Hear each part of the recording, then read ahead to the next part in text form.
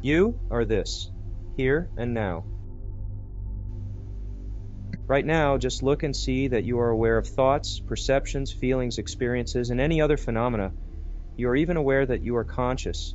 You are clearly and vividly aware of all these things. You are certainly there, or in other words, you are. This undeniable presence of knowing and being is here right now. You cannot say you are not, nor can you say that you are not aware. Since everything objective appears and disappears before you, your essential nature must, by default, be the knowing presence itself.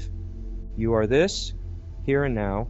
You also know this fact in all of its immediacy and beyond any doubt. Here you are, face to face with the fact of your own being, right from the start. You are not a thing or an object that can be grasped by the senses or understood by the mind. You are no thing within the domain of consciousness. You cannot be perceived or conceived, yet you are vividly present and beyond doubt.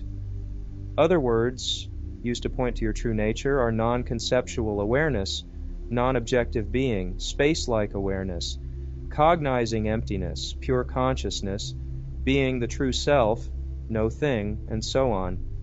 If the terms consciousness or being refer to conscious of objects or presence in the world, what you are is prior to consciousness, prior to being, and prior to experience. From this angle, your ultimate nature could be termed the state of non-knowing, non-being, or non-experience. Words are only concepts. You are not a concept, so no words can describe you. Whatever term you use, it is only a pointer to the fact of your very self, which cannot be denied. If you say, I am not, you must be present to make the statement. If you say consciousness comes and goes, there must be a prior awareness that registers that. Thus, there is an absolute being and awareness that cannot be denied or negated. You are that. You already are what you are seeking. Just see, know, and be what you already are. You are that non-conceptual, knowing presence that registers all that appears and disappears. Even if everything perceivable and conceivable disappears, including the concept of the I, you still remain as that non-conceptual awareness, and that is no thing, yet it is undeniably present as that pure awareness, or pure being that cannot be denied, for it is what you are. Everything appears spontaneously. Thoughts, feelings, emotions, and experiences appear spontaneously. You remain untouched and free always. From here, they can all be left unmodified, uncorrected, unaltered. They have to be anyway because there is no entity present who can manipulate them. The desire to avoid certain experiences does not arise from your real being, but from a reference point in the mind. This viewpoint itself is what creates and sustains conceptual suffering and bondage. Otherwise, sensations, be they pleasant, painful, or neutral, simply appear and pass through with no real mental reaction. The labeling or resistance from the mind itself is the suffering, not the bare event. See this clearly, and any energy going into this just collapses. Seeing that everything appears spontaneously, it is hard to sustain any concept such as, it would be better if this were not happening. Why would that notion be there when the experience is happening?